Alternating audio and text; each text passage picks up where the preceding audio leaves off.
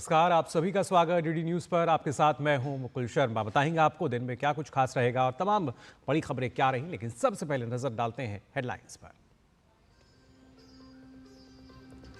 प्रधानमंत्री नरेंद्र मोदी फ्रांस और अमेरिका की सफल यात्रा के बाद स्वदेश लौटे। फ्रांस में आई समिट में लिया भाग। अमेरिका में राष्ट्रपति ट्रंप के साथ हुई कई अहम समझौते।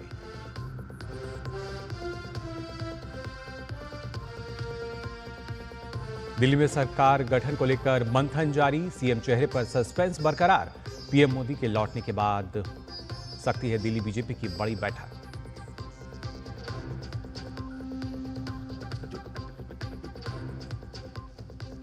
वाराणसी में आज काशी तमिल संगमम के तीसरे संस्करण का उद्घाटन। उत्तर प्रदेश के मुख्यमंत्री योगी आदित्यनाथ रहेंगे मौजूद।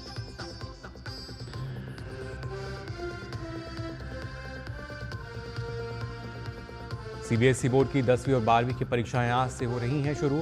42 लाख से अधिक छात्र देंगे बोर्ड की परीक्षा।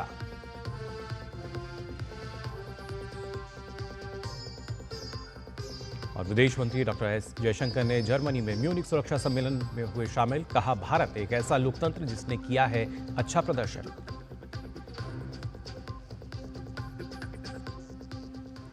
और आइए अब खबरें देखते हैं विस्तार से। सबसे पहले बात प्रधानमंत्री के सफल दौरे की। प्रधानमंत्री नरेंद्र मोदी अपनी फ्रांस और अमेरिका की महत्वपूर्ण यात्रा संपन्न कर स्वदेश लौट आए हैं। इस यात्रा के दौरान प्रधानमंत्री मोदी ने फ्रांस के राष्ट्रपति इमैनुअल मैक्रॉन और अमेरिकी राष्ट्रपति डोनाल्ड ट्रंप से मुलाकात कर विभिन्न द्विपक्षीय एवं वैश्विक मुद्दों पर चर्चा की। प्रधानमंत्री मोदी ने फ्रांस में राष्ट्रपति इमैनुअल मैक्रॉन के साथ आर्टिफिशियल इंटेलिजेंस एक्शन समिट की सह अध्यक्षता की। इसके बाद दोनों नेताओं ने व्यापार, निवेश और हिंद प्रशांत क्षेत्र में सहयोग को लेकर चर्चा की। पीएम मोदी ने 14वें भारत फ्रांस सीईओ फोरम को संबोधित करते हुए फ्रांसीसी कंपनियों को भारत में निवेश के अवसरों पर जोर दिया। वहीं अमेरिका यात्रा के दौरान पीएम मोदी ने राष्ट्रपति डोनाल्ड ट्रंप से मुलाकात की। दोनों नेताओं ने व्यापार, रक्षा, ऊर्जा, प्रौद्योगिकी जैसे अहम विषयों पर विस्तृत चर्चा की। ये मुलाकात राष्ट्रपति ट्रंप के दूसरे कार्यकाल की शुरुआत के बाद पहली बार हुई। व्हाइट हाउस में आयोजित इस बैठक में भारत और अमेरिका ने रणनीतिक साझेदारी को और मजबूत करने पर सहमति जताई। प्रधानमंत्री मोदी की ये यात्रा वैश्विक सहयोग को नए आयाम देने और भारत की कूटनीतिक स्थिति को मजबूत करने की दिशा में एक महत्वपूर्ण कदम साबित हुई।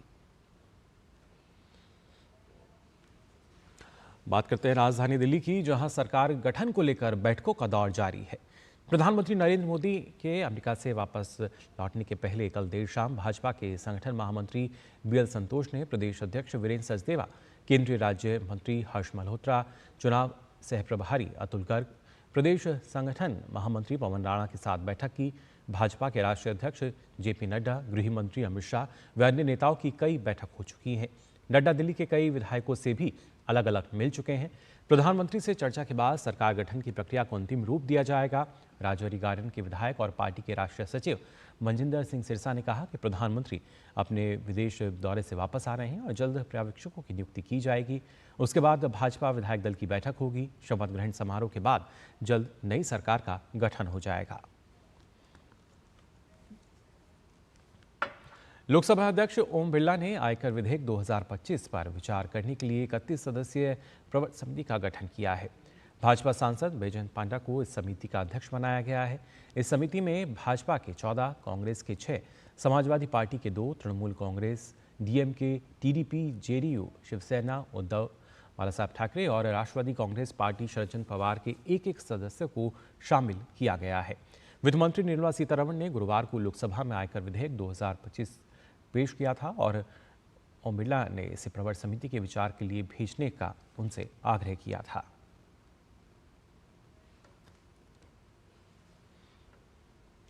केंद्रीय मंत्री प्रहलाद जोशी की अध्यक्षता में चंडीगढ़ के महात्मा गांधी राज्य लोक प्रशासन संस्थान में किसान नेताओं के बीच 3 घंटे बैठक चली।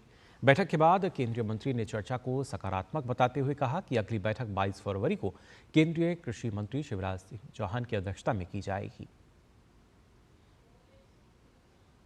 बातचीत और चर्चा बहुत सौहार्दपूर्ण और स्नेहमय वातावरण में चला। किसानों के सभी पहलुओं पर अपनी बात रखी। दलहन और तिलहन के प्रति रुचि भी दिखाई।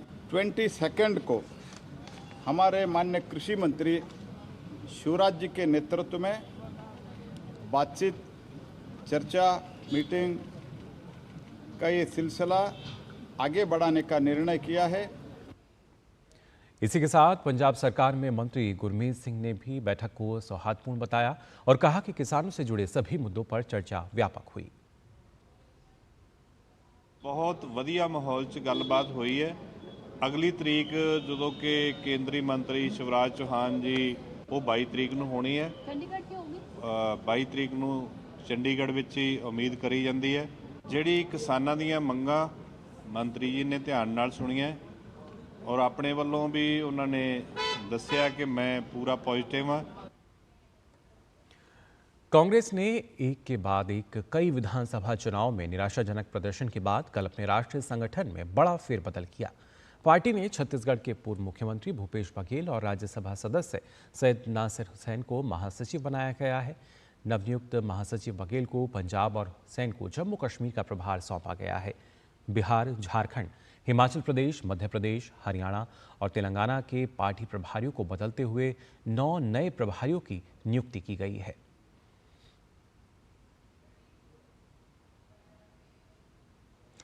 और आइए बात करते हैं आज से वाराणसी में शुरू हो रहे काशी तमिल संगमम के तीसरे संस्करण की।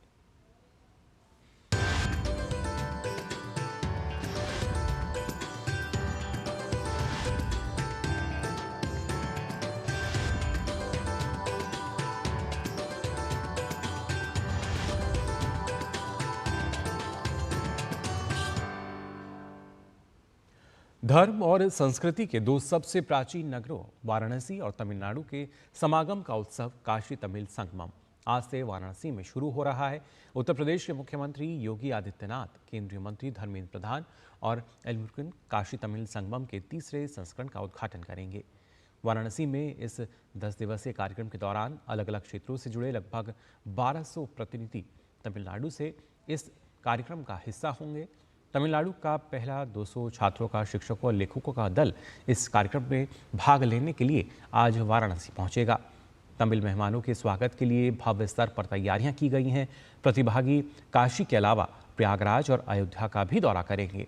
कार्यक्रम में शामिल होने को लेकर इनमें काफी उत्साह देखा जा रहा है।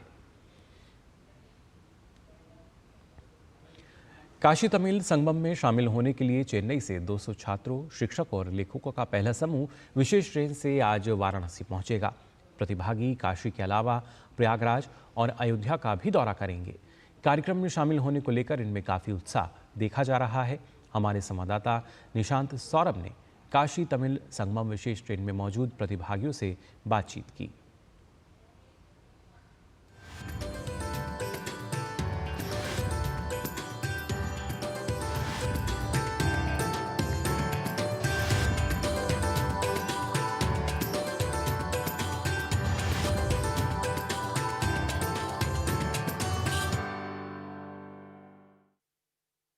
हम इस वक्त काशी तमिल संगमम स्पेशल ट्रेन में हैं, जो कि चेन्नई से वाराणसी जा रही है डेलीगेट्स को लेकर, जो कि काशी तमिल संगमम का हिस्सा बनेंगे। इस ट्रेन में 200 प्रतिभागी शामिल हैं, जिनमें कि स्टूडेंट हैं, टीचर्स हैं और राइटर्स भी हैं।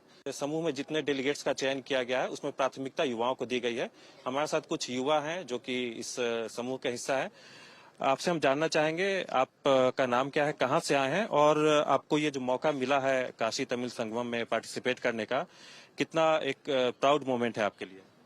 मेरे के लिए ये बहुत भाग्यशाली से फील करता हूँ, क्योंकि सबको ये चांस नहीं मिल पाए। उत्तर भारत को और दक्षिण भारत के बीच क्या रिलेशनशिप है उस की तरह काशी तमिल संगमम फोकस है 4 दिन पे।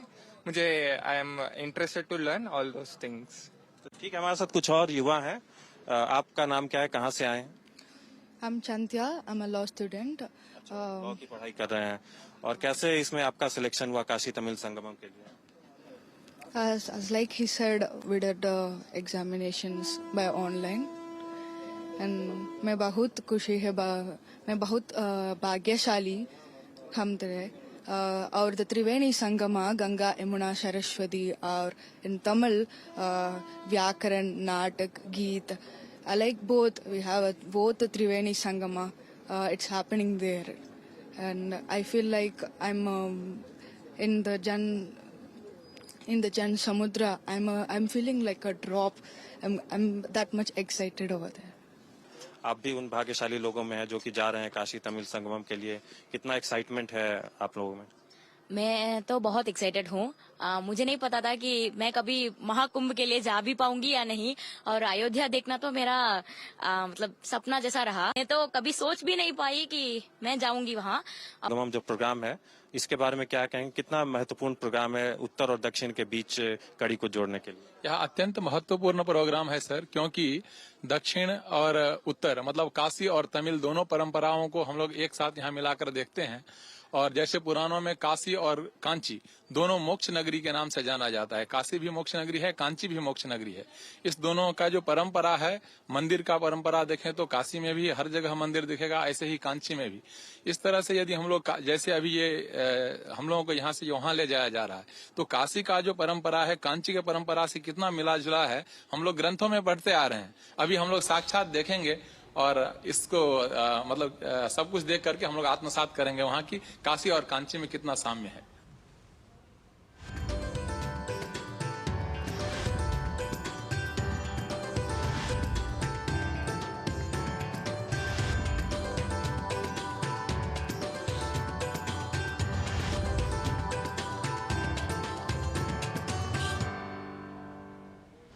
और आइए बात कर लेते हैं महाकुंभ की भी। प्रयागराज में 13 जनवरी से प्रारंभ हुए महाकुंभ में गंगा और त्रिवेणी संगम में स्नान करने वाले श्रद्धालुओं की संख्या 50 करोड़ का आंकड़ा पार कर गई है। अभी तक अगर बात की जाए तो कुल 50 करोड़ 20 लाख से अधिक लोग संगम में डुबकी लगा चुके हैं। महाकुंभ दुनिया का पहला आयोजन बना जहां 50 करोड़ से अधिक लोग प्रत्यक्ष सहभागी बने। इसके अलावा महाकुंभ में कुछ और विश्व कीर्तिमान स्थापित हुए, जिसको बनाने में स्वच्छता कर्मियों की भी बड़ी भूमिका रही। प्रयागराज में चल रहे महाकुंभ में देश के कोने कोने से श्रद्धालु पवित्र त्रिवेणी में डुबकी लगा रहे हैं। श्रद्धालु गंगा में डुबकी लगाने के साथ ही पवित्र संगम में गंगा स्वच्छता का संदेश लेकर के जाएं, इसको लेकर के प्रयागराज मेला प्राधिकरण और स्वास्थ्य विभाग के द्वारा बृहद स्वच्छता कार्यक्रम को चलाया जा रहा है। इसी उद्देश्य से शुक्रवार को महाकुंभ मेला क्षेत्र में स्वच्छता अभियान को गिनीज बुक ऑफ रिकॉर्ड में दर्ज कराने के लिए एक विशेष अभियान चलाया गया। कुंभ मेला क्षेत्र में इस ऐतिहासिक पहल में 300 सफाई कर्मियों की टीम 3 अलग अलग घाटों पर लगातार 30 मिनट तक स्वच्छता करके गिनीज बुक ऑफ रिकॉर्ड में नाम दर्ज कराने की प्रक्रिया शुरू की। महाकुंभ के रामघाट, भारद्वाज घाट और गंगेश्वर घाट पर यह अभियान एक साथ चलाया गया।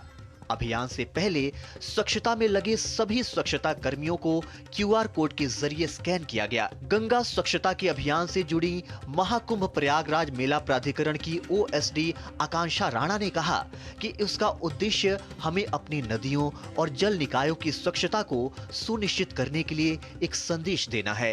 दुनिया में पहली बार कीर्तिमान स्थापित किया जा रहा है और इसमें 3 लोकेशंस में एक्टिविटी हो रही है और इस एक्टिविटी के माध्यम से हम लोग को ये संदेश देना चाहते हैं कि जो भी नदियां हैं, आपके जो भी वाटर बॉडीज है, उनको साफ रखें, स्वच्छ रखें, उस पर कूड़ा ना फेंकें। महाकुंभ की स्वच्छता की चर्चा हो रही है और इस स्वच्छता के माध्यम से यह संदेश प्रयागराज की इस पावन धरा से आ रहा है। आज एक विश्व रिकॉर्ड बन रहा है जो गिनीज बुक में दर्ज होगा।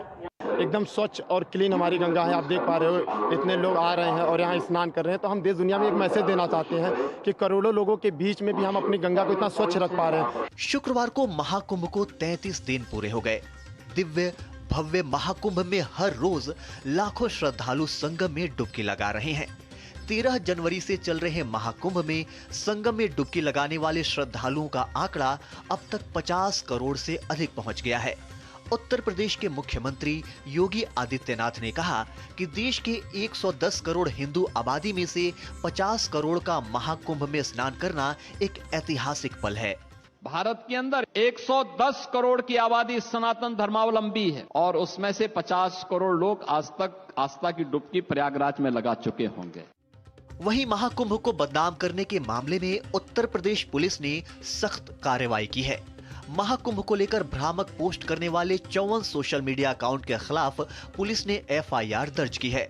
मिस्र की आग को महाकुंभ की आग बताने वाले 5 इंस्टाग्राम, 1 X और 1 YouTube चैनल पर कार्रवाई हुई है।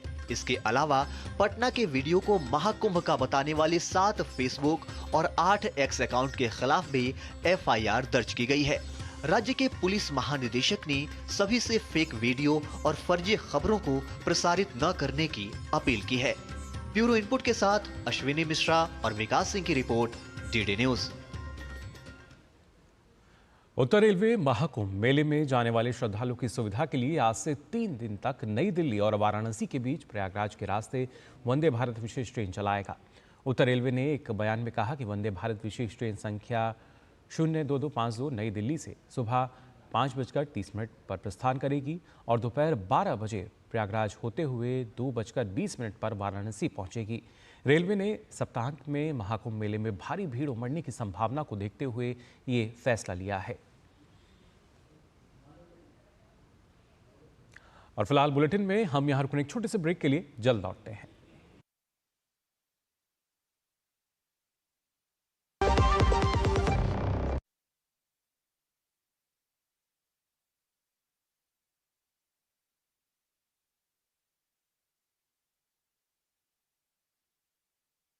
ब्रेक के बाद आप सभी का एक बार फिर स्वागत। आइए खबरों में आगे बढ़ते हैं। CBSE बोर्ड की 10वीं और 12वीं की परीक्षाएं आज से शुरू होने जा रही हैं। इस बार 42 लाख से ज़्यादा विद्यार्थी इन परीक्षाओं के लिए पंजीकृत हुए हैं। 10वीं कक्षा की परीक्षाएं 18 मार्च को और 12वीं कक्षा की परीक्षाएं 4 अप्रैल को समाप्त होंगी। परीक्षाएं एक ही सत्र में सुबह 10:30 बजे से दोपहर 1:30 बजे तक आयोजित की जाएंगी। केंद्रीय माध्यमिक शिक्षा बोर्ड की परीक्षाएं शनिवार से शुरू हो रही हैं। बोर्ड की 10वीं और 12वीं की परीक्षाएं इस साल 15 फरवरी से 4 अप्रैल के बीच होनी हैं। CBSE बोर्ड ने परीक्षा के लिए विद्यार्थियों को विभिन्न निर्देश जारी किए हैं। इसमें परीक्षा केंद्र में उन्हें स्कूल यूनिफॉर्म और परिचय पत्र पहनना अनिवार्य होगा। मूल प्रवेश पत्र भी लाना होगा। केंद्र पर समय सीमा का पालन न करने वाले विद्यार्थियों को प्रवेश नहीं मिल सकेगा। मोबाइल, स्मार्ट वॉच, एयरपॉड और ब्लूटूथ जैसे उपकरण समेत सभी तरह के इलेक्ट्रॉनिक उपकरण प्रतिबंधित रहेंगे। पारदर्शी पाउच में स्टेशनरी और पारदर्शी बोतल में पानी ले जाने की अनुमति दी गई है। सभी जो विद्यार्थी हैं समय पर पहुंचे अपने केंद्र पे और अपना पूरा यूनिफॉर्म पहन के, अपना स्कूल यूनिफॉर्म, आई कार्ड और एडमिट कार्ड उनके पास जरूर होना चाहिए। मैम, क्या क्या सामान लेके जा सकता है विद्यार्थी अपने साथ इन केंद्रों? इन केंद्रों में एक ट्रांसपेरेंट पेंसिल पाउच होना चाहिए, पानी की बोतल भी ट्रांसपेरेंट होनी चाहिए, उसके अलावा एडमिट कार्ड और आई कार्ड, और अगर कोई बच्चा अपनी किसी बीमारी की वजह से कोई दवाई लेता है तो वो दवाई भी ले जा सकता है। CBSE की पहले दिन 10वीं की अंग्रेजी विषय के साथ परीक्षा शुरू हो रही है, जबकि 12वीं की पहली परीक्षा एंटरप्रेन्योरशिप विषय की है। शिक्षाविदों का मानना है कि विद्यार्थी पहले प्रश्न पत्र पढ़ें, समझें और फिर अपने जवाब को लिखें। जो ही उनको प्रश्न पत्र मिलता है तो जो रीडिंग टाइम है उसको सही से यूटिलाइज करें, पढ़ें, क्वेश्चन को समझें। और सभी अभ्यर्थी ऑलरेडी उनको पता है ये सिलेबस का ब्लूप्रिंट और ये सब जो भी क्वेश्चन का पैटर्न है वो समझ लिए होंगे और समझे हैं। उनको अच्छी तरह से समझें। इसके बाद वो अपने कॉन्फिडेंस के साथ जितना भी उनका जो सबसे पहले जो जिस क्वेश्चन का आंसर अच्छी तरह से आता है उसको अटेम्प्ट करें, तनाव मुक्त रहें और time management that is very important. CBSE की ये परीक्षाएं देश भर में आयोजित होने के साथ ही दुनिया भर के अन्य कई देशों में भी आयोजित की जा रही हैं। 10वीं कक्षा की परीक्षा 83 विषयों के लिए आयोजित की जा रही है, जबकि 12वीं कक्षा की परीक्षा कुल 120 विषयों के लिए होगी। 15 फरवरी से शुरू होकर ये परीक्षाएं 12वीं की जहां 4 अप्रैल तक चलेंगी तो वहीं 10वीं की 18 मार्च को समाप्त होंगी। कैमरामैन विश्वबंधु के साथ गिरीश निशाना, DD न्यूज, दिल्ली।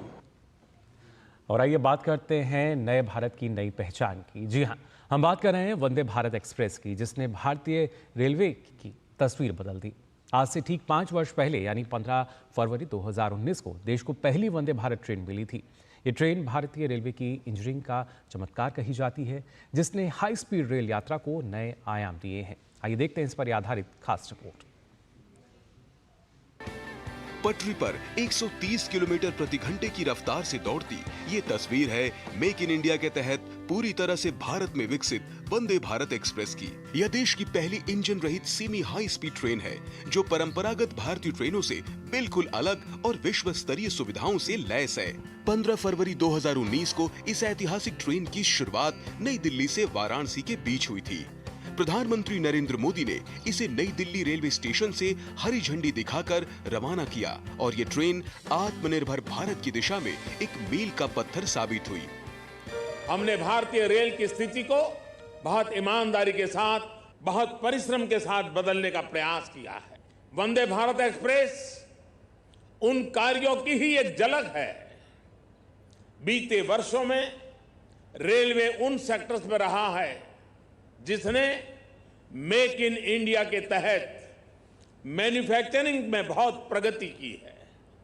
साथ ही देश में रेल कोच फैक्ट्रियों का आधुनिकीकरण, डीजल इंजनों का इलेक्ट्रिक में बदलने का काम और इसके लिए नए कारखाने भी शुरू किए गए। इस ट्रेन को तमिलनाडु के इंटीग्रल कोच फैक्ट्री में तैयार किया गया जो भारतीय रेल की स्वदेशी निर्माण क्षमता का शानदार उदाहरण है। इस पहले वंदे भारत ट्रेन सेट में 16 कोच लगाए गए जिसमें 14 इकोनॉमी चेयर कार और 2 एग्जीक्यूटिव क्लास बोगियां हैं। यह ट्रेन 180 किलोमीटर प्रति घंटे की रफ्तार पाने में सक्षम है। इसमें इकोनॉमी चेयर कार में 78 सीटें और एग्जीक्यूटिव क्लास में 56 सीटें हैं। इसका एरोडायनेमिक डिजाइन और विश्वस्तरीय सुविधाएं इसे दुनिया की सबसे उन्नत सेमी हाई स्पीड ट्रेनों में शामिल करती हैं। अगर इसकी तकनीकी और सुविधाओं की बात करें तो इसमें वंदे भारत ट्रेन इंफोटेनमेंट और वाईफाई की सुविधा, स्लाइडिंग ऑटोमेटिक दरवाजे और स्लाइडिंग सीढ़ियां, हवाई जहाज की तर्ज पर सामान रखने के लिए रैक, दिव्यांग जनों के लिए व्हील चेयर स्पेस, बड़ी बड़ी पैनोरामिक खिड़कियां, 180 डिग्री तक घूमने वाली एडजस्टेबल सीटें मौजूद हैं। इस ट्रेन के शुरू होने से भारत विश्व के उन 15 चुनिंदा देशों की सूची में शामिल हो गया जहां सेमी हाई स्पीड ट्रेनें चलती हैं। मैं आपको ये दिखाना चाहूँगा कि इसका इंटीरियर कैसे डिज़ाइन किया गया है। ये सीट जो है ये 180 डिग्री के एंगल पे घूम सकता है। चूँकि इसमें लगातार खिड़कियाँ दी गई हैं तो जो पैसेंजर है उसको ये फ़ायदा है कि वो दोनों ही तरफ से आमने सामने एक परिवार के रूप में बैठ के बात कर सकते हैं। पहले वंदे भारत ट्रेन की जबरदस्त सफलता को देखते हुए आज देश भर में 130 से ज्यादा वंदे भारत ट्रेनें चल रही हैं। यह ट्रेन यात्रियों को न सिर्फ आरामदायक सफर देती हैं, बल्कि समय की बचत भी करती हैं। दिल्ली से वाराणसी के लिए इस ट्रेन का कमर्शियल ऑपरेशन सुबह 6 बजे से शुरू किया गया था, जो कानपुर और प्रयागराज होते हुए दोपहर 2 बजे वाराणसी पहुंचती है। वापसी में वाराणसी से दोपहर 3 बजे चलती है और रात 11 बजे दिल्ली पहुंचती है। अभिषेक सिंह की रिपोर्ट, डीडी न्यूज, दिल्ली। विदेश मंत्री डॉक्टर एस जयशंकर ने जर्मनी में आयोजित म्यूनिक सुरक्षा सम्मेलन में जोर देकर कहा कि भारत के लोकतंत्र ने अच्छा प्रदर्शन किया है। Live to what another day, fortifying democratic resilience विषय पर एक पैनल चर्चा में हिस्सा लेते हुए विदेश मंत्री ने दिल्ली में हुए हालिया चुनाव और पिछले साल हुए संसदीय चुनाव का उल्लेख किया। पैनल चर्चा में नॉर्वे के प्रधानमंत्री जोनास गेहस्टो, अमेरिकी सेनेटर एलिसा स्लॉटकिन और वार्सा के मेयर रफाल ट्रास्कोव्स्की शामिल हुए। विदेश मंत्री ने कहा कि वे इस बात से सहमत नहीं हैं कि विश्व स्तर पर लोकतंत्र संकट में है और उन्होंने भारत के लोकतंत्र पर प्रकाश डाला। 61वां म्यूनिक सुरक्षा सम्मेलन कल से जर्मनी के म्यूनिक में आयोजित किया जा रहा है। विदेश मंत्री डॉक्टर एस जयशंकर ने जर्मनी में 61वें म्यूनिक सुरक्षा सम्मेलन में भाग लिया और इस दौरान उन्होंने जर्मनी के रक्षा मंत्री बोरिस पिस्टोरियस से मुलाकात की। दोनों नेताओं के बीच द्विपक्षीय सहयोग और यूक्रेन के विकास पर इस दौरान चर्चा हुई।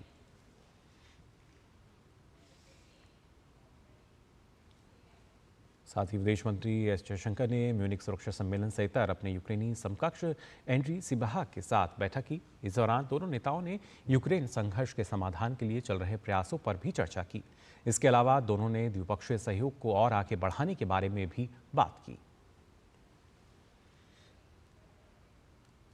और खबर खेल जगत से, आईसीसी ने पाकिस्तान और संयुक्त अरब अमीरात में 19 फरवरी से शुरू होने वाली चैंपियंस ट्रॉफी की पुरस्कार राशि में 53% की बढ़ोतरी की है और अब विजेता टीम को $22,40,000 यानी कि लगभग 20 करोड़ रुपए मिलेंगे। उपविजेता को इसकी आधी राशि 9.72 करोड़ रुपए मिलेगी। सेमीफाइनल में हारने वाली टीमों को 4.86 करोड़ रुपए मिलेंगे। कुल पुरस्कार राशि लगभग 60 करोड़ रुपए कर दी गई है।